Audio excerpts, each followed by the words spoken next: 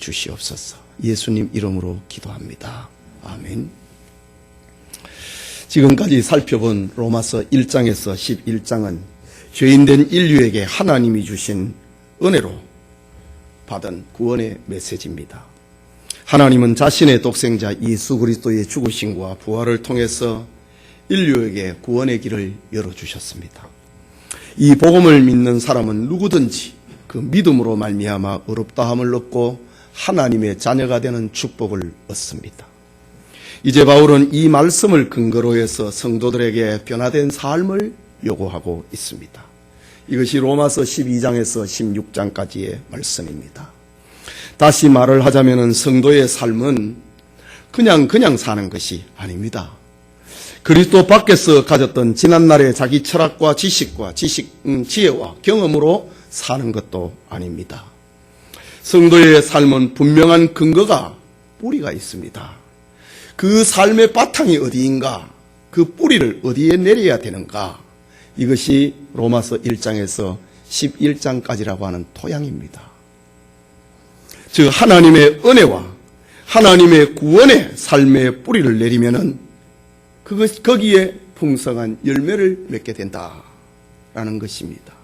그 열매가 로마서 12장에서 16장까지의 말씀입니다. 그렇다면은 교리는 우리의 신앙을 지탱을 해주고 있는 토양이라면은 생활은 하나님의 은혜를 기억하고 있는 성도의 열매입니다.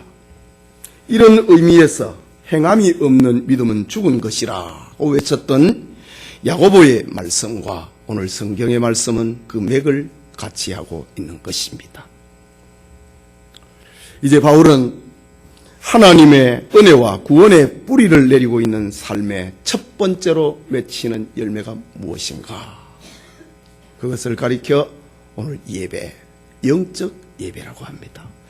다시 말하자면 오늘 여러분의 삶에서 하나님을 향한 진실한 예배가 없다면 잎만 무성한 나무에 불과한 것입니다. 또 말을 합니다.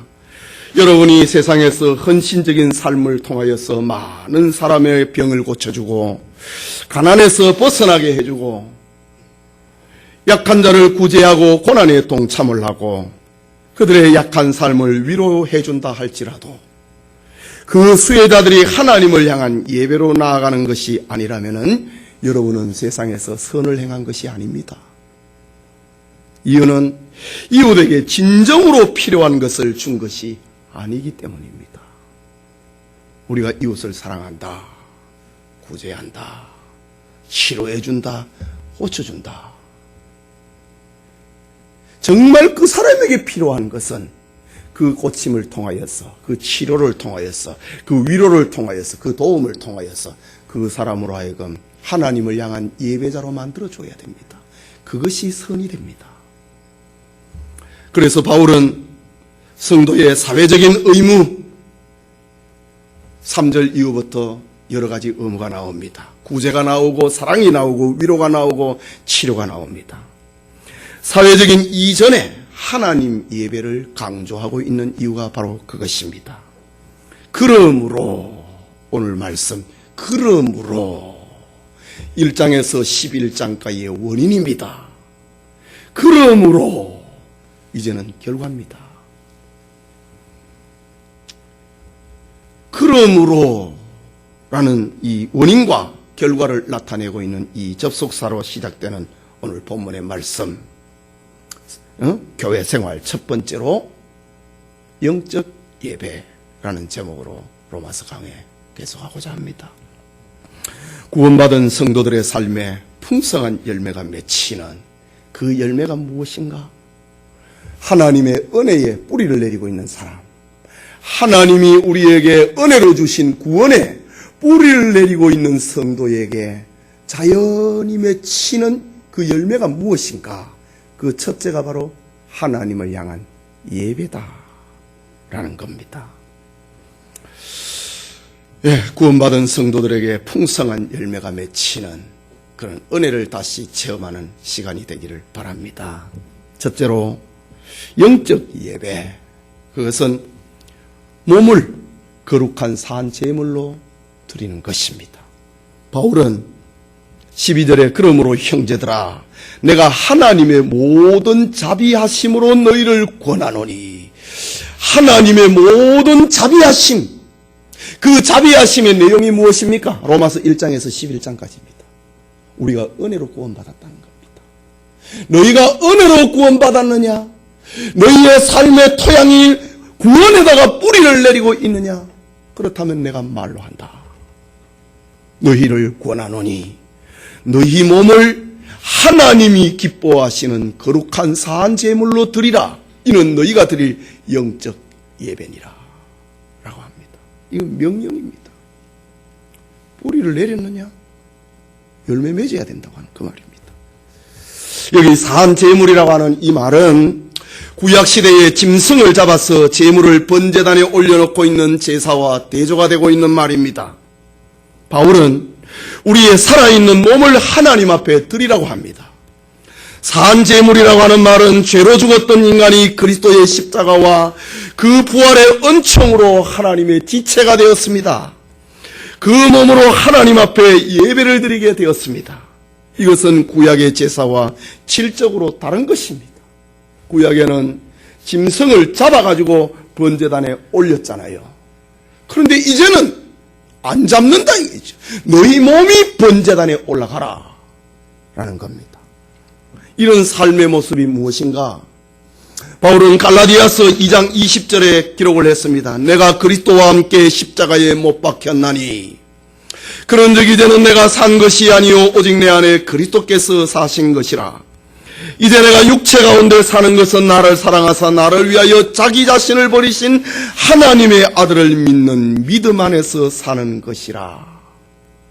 너희 몸을 산 제물로 올려놔라. 그것이 바로 이것을 두고 하는 말입니다. 이것을 가리켜서 바울은 영적인 예배, 신령한 예배라고 합니다. 여러분, 사실 예배라고 하는 것은 하나님과의 만남입니다. 그래서 누군가는 예배의 성공자는 인생의 성공자가 된다는 말을 남겼습니다. 즉 예배를 통해서 하나님을 만나면 인생이 달라진다는 말입니다. 예배를 통해서 구원의 하나님을 체험을 하고 그러면 영혼과 육체와 그리고 생활과 가정이 치료가 된다는 말입니다. 그렇다면 하나님을 향한 이 예배는 어떤 것인가? 그 예배를 크게 둘로 나누어 볼 수 있습니다. 하나는 질서와 형식과 격식을 갖추고 있는 예배입니다. 그렇다면 바로 오늘 우리가 드리고 있는 이런 예배를 두고 하는 말입니다. 교회에서 드리는 공예배, 신방예배, 가정예배, 회사에서 드리는 예배, 이것은 격식을 갖추고 있는 것입니다. 이런 예배의 형태는 조금씩은 다르지만 질서와 형식을 다 가지고 있습니다. 앞서 말씀드린 것처럼 성도는 이 예배를 통하여서 하나님을 체험을 하고 예배를 통하여 하나님의 말씀을 받고 예배를 통하여 하나님 앞에 감사를 표현하게 됩니다. 그러나 이 예배의 핵심은 구원받은 성도들이 하나님을 찬송하고 하나님 앞에 영광을 돌리면 그 핵심입니다.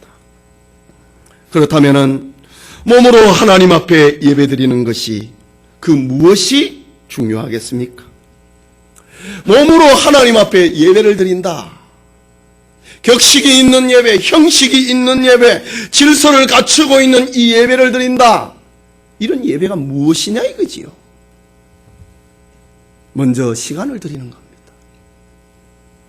예배의 처음과 마지막 시간까지 온전히 하나님 앞에 드리는 것입니다. 구약교회가 보여준 것처럼 하나님은 흠없는 제물을 원하십니다. 흠이 없는 제물을 원하십니다. 예배 시간에 늦는다든가 중간에 전화를 받는다든가 존다든가 다른 사람과 대화하는 것은 흠 없는 예배가 아닙니다. 그것은 흠이 많은 예배입니다. 그것은 영적인 예배가 아닙니다. 몸으로 하나님 앞에 제물로 드리는 그런 예배 아닙니다.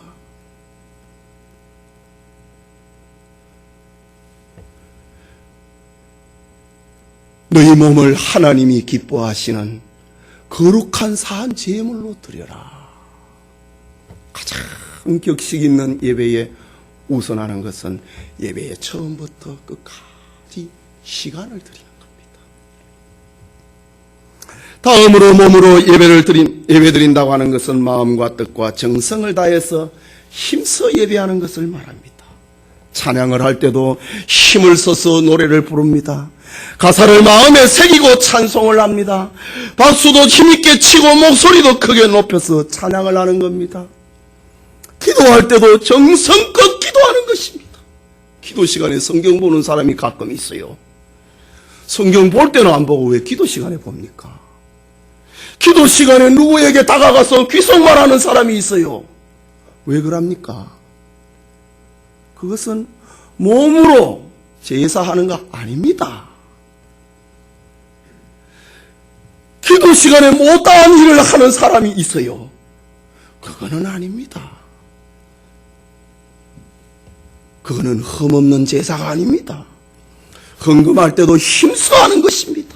억지로 하거나 마지못해서 하지 아니하고 모든 것이 주님으로부터 왔음을 고백하는 마음으로 힘써 헌금하는 것입니다. 설교를 들을 때도 마찬가지입니다. 눈과 귀가 온 마음으로 들어야 됩니다. 바울은 고린도전서 6장 19절과 20절에 너희 몸은 너희가 하나님께로 받은 바 너희 가운데 계신 성령의 전인 줄을 알지 못하느냐. 너희는 너희 자신의 것이 아니라 값으로 산 것이 되었은즉 그런즉 너희 몸으로 하나님께 영광을 돌리라. 질서 있는 예배, 격식이 있는 예배, 형식을 갖춘 예배에 흠없는 제물이 돼야 된다. 그 말입니다. 이런 설교를 듣고도 지각하시는 분 참 담대한 분입니다. 이런 설교를 듣고도 기도 시간에 돌아다니는 사람, 눈 떠갖고 있는 사람 정말 담대합니다. 또 하나는 생활의 예배입니다. 생활의 예배 역시 형식을 갖춘 예배처럼 목적이 하나님께 영광이라고 하는 것에는 변함이 없습니다. 사실 우리는 사람마다 생활 환경이 다르고 만나는 사람도 다르고 하는 일도 다릅니다. 하지만 그리스도인의 삶은 어떤 환경에 사느냐, 어떤 사람을 만나느냐, 그리고 무슨 일을 하느냐, 그것이 중요한 것이 아닙니다. 나를 통해서, 내가 하고 있는 일에서, 내가 만나는 사람들 중에서, 내가 있는 공간에서 나를 통해서 하나님의 존재, 하나님의 능력, 하나님의 성품, 그리고 하나님께서 우리에게 베풀어 주신 은혜에 대해서 찬송하고 감사하는, 영광을 돌리는 삶, 그것이 바로 생활 속의 예배입니다. 유명한 헨리 아이언사드라고 하는 사람이 어렸을 때에 그 집안이 너무 가난해가지고 구두방에서 아르바이트를 했습니다. 그 구두방 주인이 너무 진실하게 하나님을 믿는 신앙인이었습니다. 그 주인은 구두 하나하나를 만들 때마다 정성껏 만들었습니다. 이 광경을 지켜보고 아르바이트를 하고 있는 어린 아이언사이드가 말합니다. 주인 아저씨, 대충 만들면 많은 구두를 만들 수 있을 텐데 왜 그렇게 정성을 들어서 만드세요? 라고 묻습니다. 그러자 구두방 주인 아저씨가 아이언사이드에게 들려줍니다. 얘야, 나는 돈을 벌기 위해서 구두를 만드는 것이 아니란다. 하나님께 영광을 돌리기 위해서 구두를 만든단다. 대답을 합니다. 믿음으로 사는 구두방 주인은 구두 하나를 만들 때에도 하나님의 영광을 생각하고 만들었다고 합니다. 사람들이 그가 만들어 놓은 구두를 신으면서 예수 믿는 사람이 만든 구두는 확실히 달라. 이 말 한마디만 한다면 그 일을 통해서 하나님이 영광을 받으신다는 이유 때문입니다. 이런 이야기를 들은 어린 아이언사이드는 구두방 주인의 신앙과 진실함에 감동을 받습니다.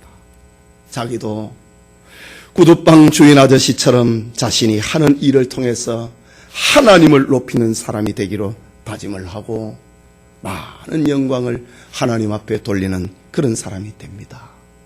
이런 것을 가리켜 생활의 예배다 라고 부릅니다. 여러분의 몸을 하나님께 산 제물로 드리는 영적인 예배자가 될 수 있기를 바랍니다. 둘째로, 영적 예배는 마음이 변화돼서 새 사람이 되는 것입니다. 2절 말씀을 우리 같이 읽읍시다. 너희는 이 세대를 본받지 말고 오직 마음을 새롭게 함으로 변화를 받아 하나님의 선하시고 기뻐하시고 온전하신 뜻이 무엇인지 분별하도록 하라. 전반부에 있는 말씀. 너희는 이 세대를 본받지 말고 오직 마음을 새롭게 함으로 변화를 받으라 라고 합니다. 성도의 영적 예배를 위해서 중요한 것은 바로 이 세대를 본받지 않는 것입니다. 여러분, 싱싱한 과일하고 썩은 과일을 한 박스에 넣어놓으면 어떻게 되지요? 썩은 과일이 싱싱해집니까? 아니면 싱싱한 과일이 썩어버립니까? 싱싱한 과일이 썩어버립니다. 탄광 주변에 사는 사람들은 아무리 창문을 꼭 닫아놔도 미세한 석탄가루가 창틀 사이에 들어오는 것을 막을 수가 없습니다. 시간이 지나면 집안 곳곳에 시커먼 가루가 묻어 있게 되고 세탁을 해서 늘어온 옷가지에도 더러운 것을 피할 수가 없는 것입니다. 이것이 우리가 이 세상에 살아가고 있는 모습입니다.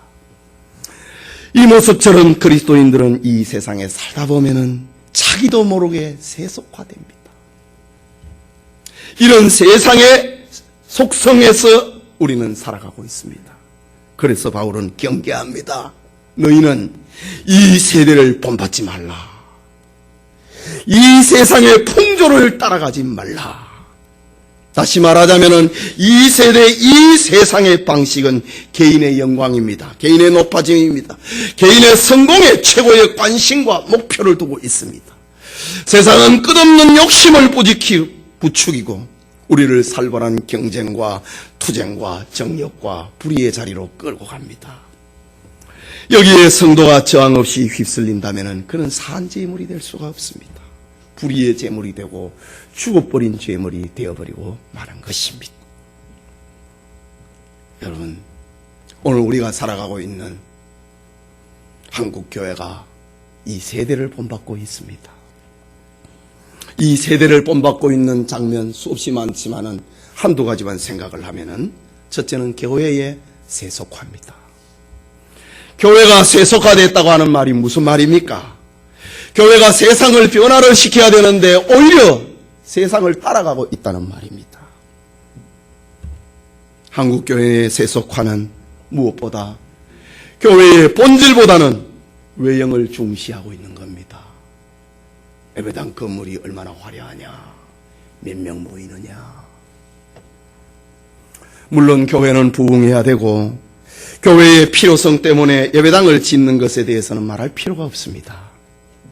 그러나 하나님의 영광을 드러내고 성도를 구원하고 삶을 변화시키는 일보다 비본질적인 것에 집중을 하고 있는 것이 오늘 한국교회의 세속화된 모습이 아닙니까?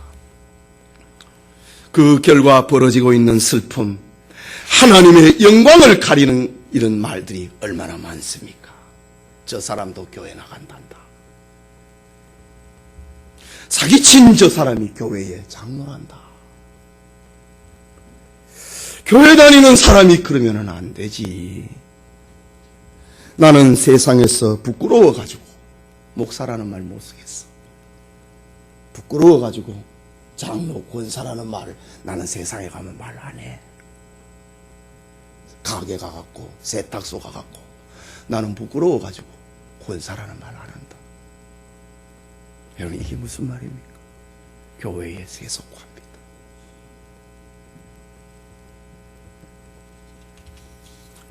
또 하나는 교회의 세속화는 교회가 어떤 일을 할 때에 기도하기보다는 회의와 다수의 의견을 따르는데 익숙해져 있다는 사실입니다. 무슨 일을 할 때 기도하는 일이 익숙해져야 되는데 회의하는 일에 익숙해져 있고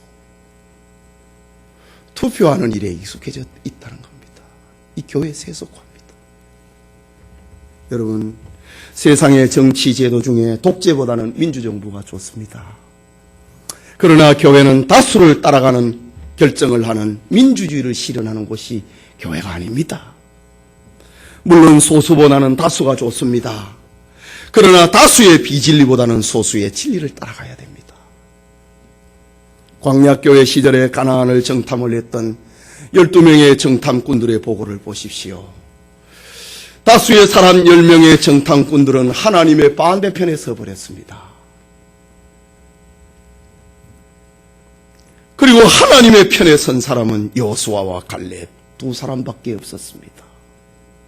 이 둘 사이에 백성들은 민주적인 방법, 다수를 따라간 결과 광야에서 다 죽고 말았습니다. 여러분, 교회는 민주주의로 운영하는 곳이 아닙니다. 교회는 신본주의가 운영이 되는 곳입니다. 교회의 모든 결정권은 주님에게 있습니다. 교회의 머리는 주님입니다. 우리는 몸된 교회의 지체입니다. 목사도 교회의 지체고, 장로도 집사도 권사도 모든 교인들이 다 교회의 지체입니다.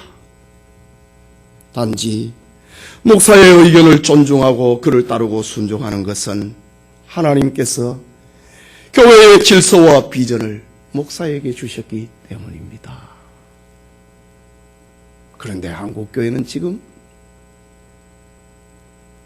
무슨 일을 함에 있어서 기도하기보다는 회의를 좋아하고 하나님의 뜻을 따르기보다는 투표를 통해서 결정하려고 합니다. 이 세속화입니다. 세속화입니다.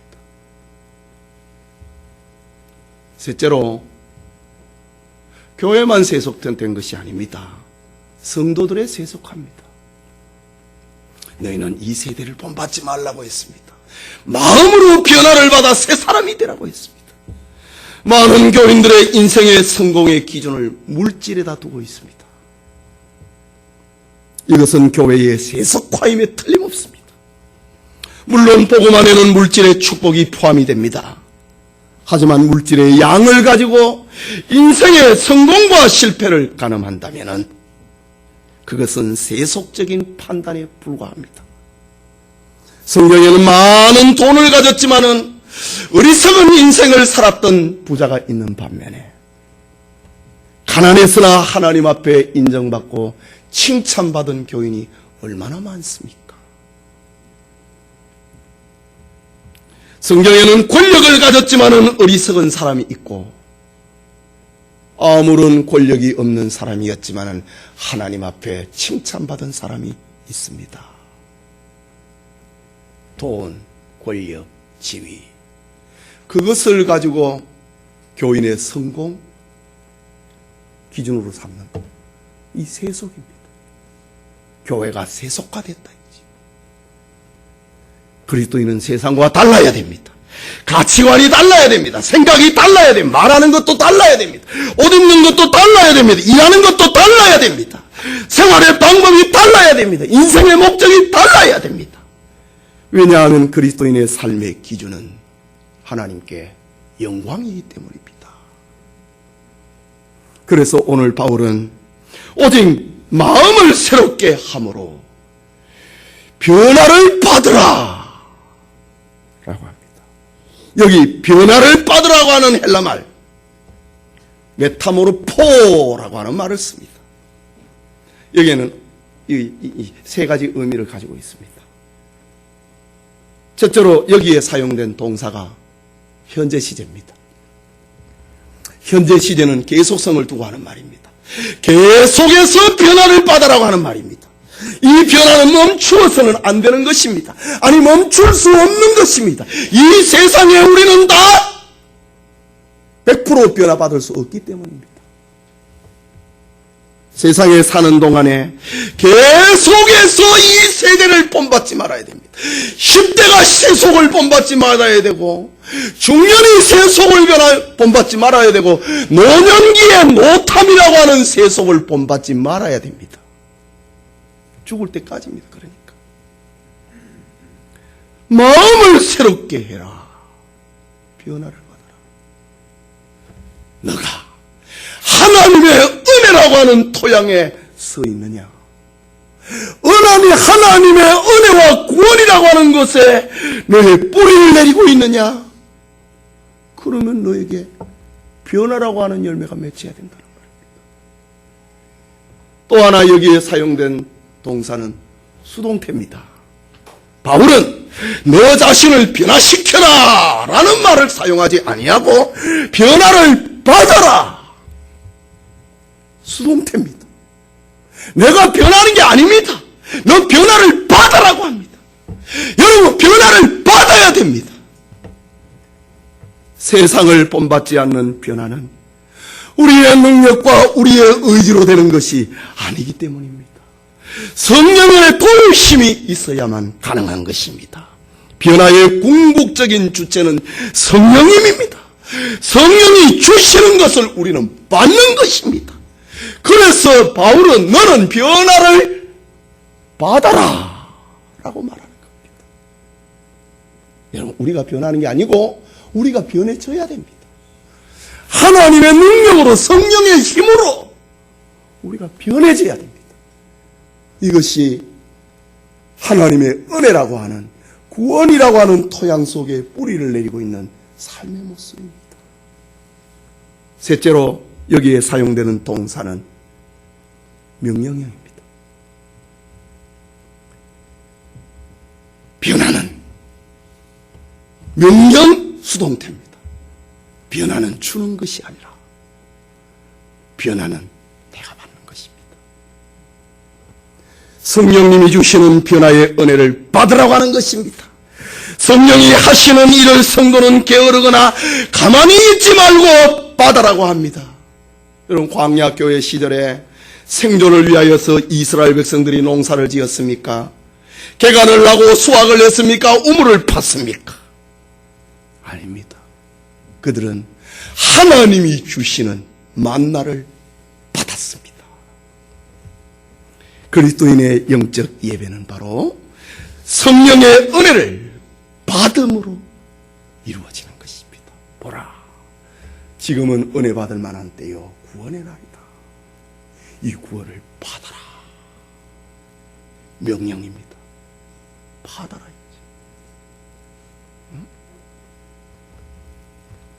이 세대를 본받지 말고 마음의 변화를 받는 영적인 예배자가 될 수 있기를 바랍니다. 마지막으로 영적인 예배자는 하나님의 뜻을 분별하는 겁니다. 2절을 우리 다시 읽읍시다. 시작. 너희는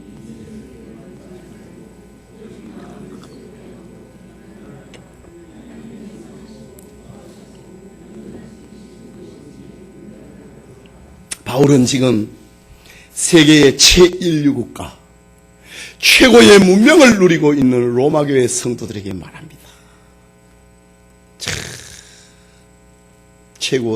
세계 최고의 시민, 최고의 문화, 최고의 경제, 최고의 정치를 마음껏 누리고 있는 로마교회 신자들에게 바울이 편지합니다. 너희는 이 세대를 본받지 말라. 오직 마음을 새롭게 함으로 변화를 받으라. 그리고 하나님의 선하시고 기뻐하시고 온전하신 뜻이 무엇인지 분별하라 라고 권면합니다. 여기 분별이라고 하는 말 아주 중요한 말입니다. 이것은 헬라어로 도키마조라는 말입니다. 시험을 해가지고 갈라세우는 겁니다. 시험을 해가지고 갈라세우는 겁니다. 최고의 문명권에서 살아가고 있는데 그 삶을 분별을 해야지. 시험을 내가 갈라세워야지. 조사를 해가지고 진리와 부진리를, 비진리를 구분해내는 걸, 구별해내는 것을 도키마조라고 합니다. 연구를 해가지고 거룩과 세속을 구별해내는 것을 도키마조라고 합니다. 바울은 도키마조라고 하는 이 단어를 사용하여서 하나님의 뜻이 무엇인지 분별하라. 여러분, 살아가면서 하나님의 뜻에 대해서 관심이 있습니까? 별로 관심이 덜하다고요. 그런데 바울은 마치 시험을 하듯이, 연구를 하듯이, 무슨 조사를 하듯이 그걸 찾아내라. 그래서 진리와 비진리를 구분하고 세속과 거루를 구분하고 하나님의 뜻이냐 아니냐 그것을 구별해내라고 합니다. 하고 막 그냥 살면 편하잖아요. 그런데 바울은 도끼마저 분별이라고 하는 말을 사용하고 있습니다. 옛날에 이스라엘 사람들은 하나님의 뜻을 분별하기 위하여서 제사장들은 우림과 둠빔이라고 하는 것을 사용해서 그 뜻을 찾았습니다. 때로는 선지자를 통하여서, 때로는 꿈과 환상을 통하여서 하나님의 뜻을 찾았습니다. 때로는 제비뽑기를 통하여서 하나님의 뜻을 분별해냈습니다. 그러나 신구약 성경이 완성이 되고 난 다음에 이런 방법으로 하나님의 뜻을 분별하는 것을 하나님은 금지하셨습니다. 요한계시록 22장 18절과 19절에 내가 이 두루마리의 예언의 말씀을 듣는 모든 사람에게 증언하노니 만일 누구든지 이것들 외에 더하면 하나님이 이 두루마리에 기록된 재앙들을 그에게 더할 것이요, 만일 누구든지 이 두루마리의 예언의 말씀에서 제하여 버리면 하나님이 이 두루마리에 기록된 생명나무와 및 거룩한 성에 참여함을 제하여 버리리라. 기록된 말씀이라고 했습니다. 이게 무슨 말입니까? 성경의 완전성을 말합니다. 성경의 충분성을 말합니다. 하나님의 뜻을 알기에 완벽성을 말하고 있는 것입니다. 이거 외에 다른 거 찾으려고 하지 말아야지. 우리는 분명히 알아야 됩니다. 우리가 지금 살고 있는 시대는 꿈의 시대가 아닙니다. 환상의 시대가 아닙니다. 하나님이 어떤 소리를 들려주어서 자신의 뜻을 들려주는 그런 시대가 아닙니다.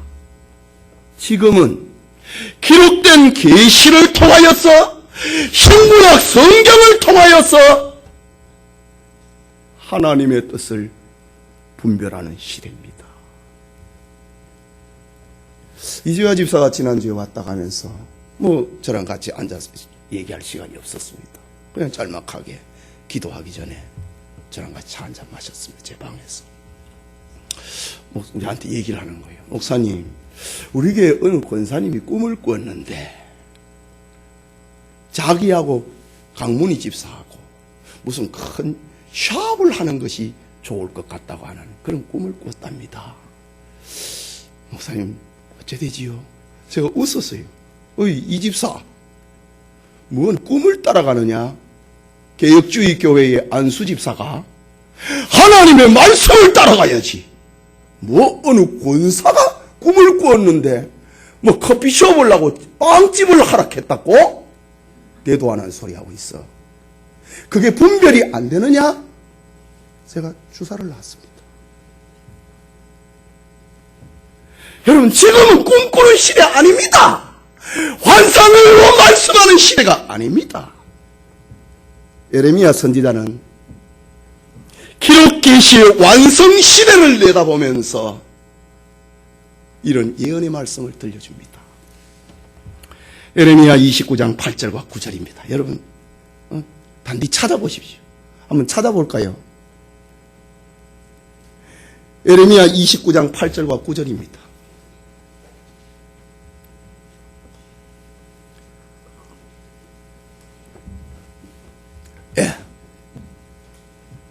찾았으면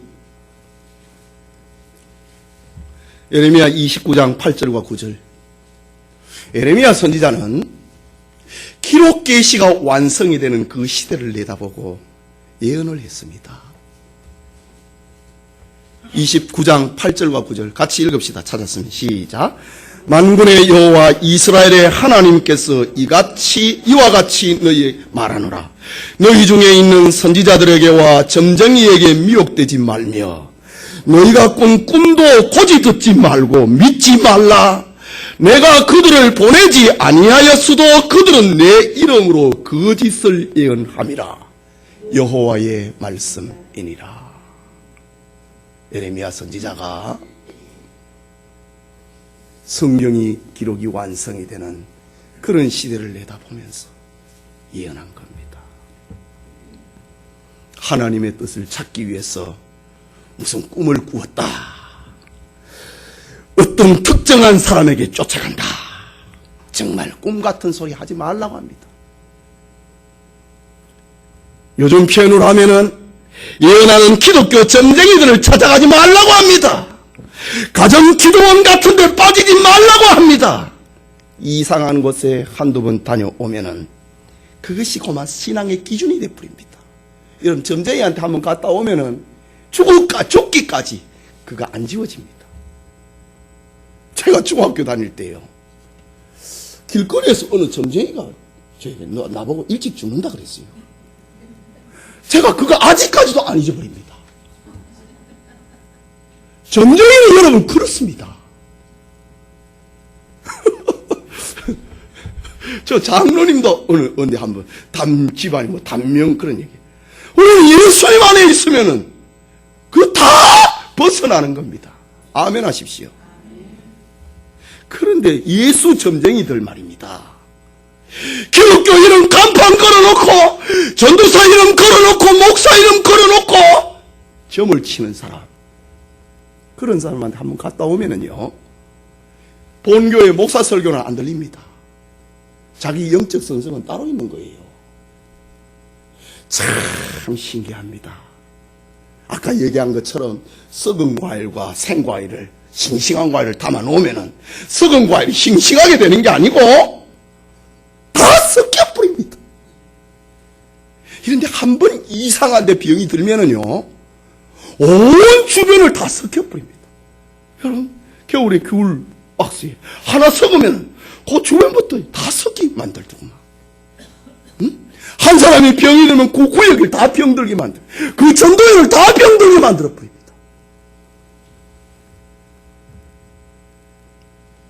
담임 목사의 말이나 설교는 거칠애가 되고 자기의 영적 스승을 따로 두는 겁니다. 몰래 내 선생은 따로 있다. 내 선생은 꿈이다. 내 선생은 어느 저기 예언 기도하는 군사다. 자, 우리 강일경 집사님이 앉아 계시지만, 강 집사님이 옛날에 그런 은사를 많이 체험했어요. 제가 딱 강 집사님을 만나갖고 얘기했어요. 집사님, 이렇게 남에게 이렇게 이렇게 교회 밖에 이렇게 돌아다니고 이래 하면은 저랑 같이 못 삽니다. 저랑 같이 신앙생활 하려고 하거든. 옛날에 하던 거 다 끊었어요. 하겠습니까? 그래, 다 했습니다. 강지사 옛날에 화려했습니다. 40일 금식 기도를 몇 번이나 하고요. 부잣집에 기도해 주러 다니고요. 제가 딱 만날 때 그것부터 제가 우리 강지사님에게 칼을 댔습니다. 이미 이제 우리 개혁교회 신자가 지금 돼 있다고요. 여러분, 가끔가다 우리 권사님들 집사님들 꿈 얘기를 합니다. 제발 그런 얘기 좀 하지 마세요. 그 오순절 교회에서는 그런 게 통하지. 개혁주의 교회, 정통 장로교회, 우리 영천교회에서는 그런 말을 하면 할수록 아웃사이더가 된다고 하는 거 기억하십시오.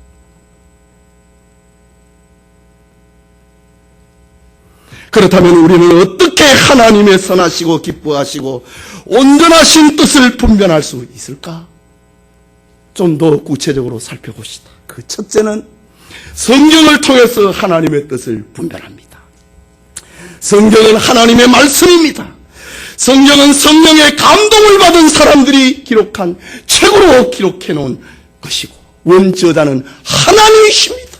하나님이 자신의 뜻을 성경에 담아 주었습니다. 그렇기 때문에 우리는 성경을 통해서 하나님의 뜻을 분별하는 겁니다. 성경이라고 하는 자를 가지고 하나님의 뜻에 대해서 조사를 하는 겁니다. 연구하는 것입니다. 우리를 향하신 하나님의 궁극적인 뜻은 거룩입니다. 그리고 하나님의 영광입니다. 성경은 하나님이 원하시는 선하시고 기뻐하시고 온전하신 뜻이 무엇인지를 알려주고 있는 안내서입니다. 바울은 디모데후서 3장 16절과 17절에 기록합니다. 모든 성경은 하나님의 감동으로 된 것으로 교훈과 책망과 바르게 함과 의로 교육하기에 유익하니 이는 하나님의 사람으로 온전케 하며 모든 선한 일을 행할 능력을 갖추게 하려 함이라. 성경이, 하나님의 말씀이 우리를 구원하고 우리를 하나님의 사람으로 만들어주고 우리가 어떻게 해야 온전한 하나님의 사람이 될 수 있을까? 그 뜻을 알려주는 자라는 말입니다. 둘째는 성령의 인도를 통하여서 우리는 하나님의 뜻을 분별합니다. 성령은 하나님의 깊은 것까지도 통달하는 진리의 영이라고 했습니다. 성령님은 예수님의 말씀이 생각나게 만들고 예수님의 말씀 성경이 깨달아지도록 만들고 성령이 하는 일은 성경 밖에 어떤 것을 들려주는 게 아니라 하나님의 말씀, 기록된 이 말씀을 생각나도록 만들어주고 깨닫도록 만들어주고 성령은 우리를 성경으로 우리를 데려가는 일을 하는 것입니다. 우리가 성경을 읽고 묵상을 할 때에 성령께서 우리의 길을 인도해 주십니다. 그래서 우리가 성경을 읽어야 되는 겁니다. 성령은 성경을 기록하게 하시고 성령은 성경을 믿어지게 하시고 우리의 삶 속에 적용이 되도록 만드십니다. 그러니 우리는 성령을 의지하는 것입니다. 참 여기에서 참 설명이 이제 복잡해지기 시작합니다. 더 이상 나가지는 않겠습니다. 자기가 하는 게 모두가 다 성령의 역사라고 합니다. 참 웃기는 일입니다. 시간이 부족합니다. 마지막으로 우리는 하나님의 뜻을 기도를 통해서 분별합니다. 기도는 우리로 하여금 하나님의 뜻을 분별하게 만드는 도구입니다. 지팡이입니다. 에레미야 33장 3절에 너는 내게 부르짖어라. 내가 네게 응답하겠고 네가 알지 못하는 크고 은밀한 일을 네게 보이리라. 기도는 하나님의 뜻을 분별하는 도구입니다. 야고보서 1장 5절에 너희 중에 누구든지 지혜가 부족하거든 모든 사람에게 후히 주시고 꾸짖지 아니하시는 하나님께 구하라. 그리하면 주시리라. 기도하면은 하나님의 뜻을 네가 알게 될 것이다. 내가 지혜가 부족해가지고 하나님의 뜻을 분별하지 못하느냐? 기도해라. 그러면 후히 주시는 하나님이 너로 하여금 깨닫게 해줄 것이다. 예수님은 십자가를 앞에 놓고 이렇게 기도했습니다. 마태복음 26장 39절에 얼굴을 땅에 대시고 엎드려 기도하여 이르되 내 아버지여 만일 할만하시거든 이 잔을 내게서 지나가게 하옵소서. 그러나 나의 원대로 마옵시고 아버지의 원대로 하옵소서. 이것이 기도를 통해서 하나님의 뜻을 분별해 나가는 기막힌 방법입니다. 하나님, 내 생각은 이런데 내 뜻대로 되지 말고 아버지의 뜻대로 되기를 원합니다. 기도를 마쳤을 때에 가룟 유다와 함께 로마의 군병들이 왔고 예수님을 체포했고 그날 밤에 신문하고 그 이튿날 아침에 예수님을 십자가에 못 박았습니다. 이것이 하나님의 뜻입니다. 기도는 우리가 하나님의 뜻을 찾아내는 지도와 같습니다. 제가 간혹 찾는 기도원 벽에 새겨져 있는 글을 저로 하여금 생각나게 만듭니다. 말씀으로 나를 읽고 기도로 길을 묻는다. 여러분, 기도라고 하는 것은 하나님의 뜻을 묻는 지도와 같습니다. 기도는 하나님의 뜻을 분별하는 지도요 도구입니다. 사랑하는 성도 여러분, 우리는 오늘날 교회에 몸을 담고 있지만은 시간과 물질과 정성을 다하는 참된 예배자가 되지 못하는 현실을 자주 경험합니다.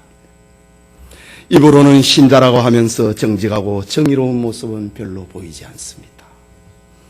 다른 사람들을 배려하거나 희생하는 모습도 별로 없습니다. 주일에 교회 가는 하루 신자의 모습이고 생활 속에서 하나님을 섬기고 하나님께 영광을 돌리는 예배자가 되면 너무나도 부족합니다. 초대교회의 교부이자 황금의 입이라고 하는 별명을 가졌던 설교자 크리소스톰은 우리의 영적 예배가 무엇인가, 사한 제물이 무엇인가, 그것에 대해서 오늘 본문을 이렇게 주석합니다. 눈은 악을 보지 않으면 제사가 된다. 혀는 비루한 말을 하지 않으면 제사가 된다.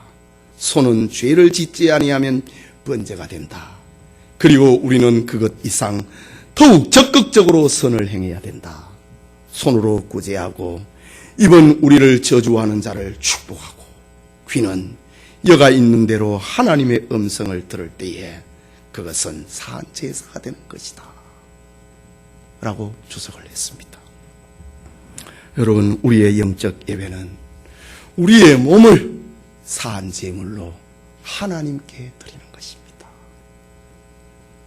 예배 시간에 우리 몸을 드리고 생활 속에서 우리의 삶을 드리는 것, 사한 제물입니다. 이 세대를 본받지 말고 마음의 변화를 받는 것입니다. 자꾸 변화받아야 됩니다. 내가 변화하는 게 아니라, 내가 뭘 어떻게 해보려고 하는 게 아니라, 하나님 도와주세요. 성령님, 제 마음에 이런 악한 마음이 일어나는데 저를 좀 도와주세요. 이 변화를 받는 겁니다. 변화하는 게 아니고 변화받는 겁니다. 하나님, 제가 한번 해보려고 해도 안 돼요. 하나님, 저 좀 도와주세요. 이 변화를 받는 겁니다. 그리고 하나님의 선하시고 기뻐하시고 온전하신 뜻이 무엇인지를 분별하는 것입니다. 분별한다고 하는 게 피곤하지만은, 그러나 신자는 분별하면서 살아야 됩니다.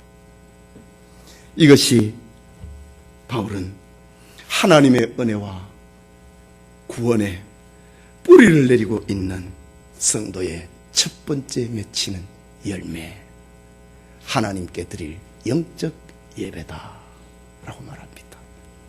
우리 모두에게 하나님을 향한 영적 예배가 충만한 성도님들 되시길 소원합니다.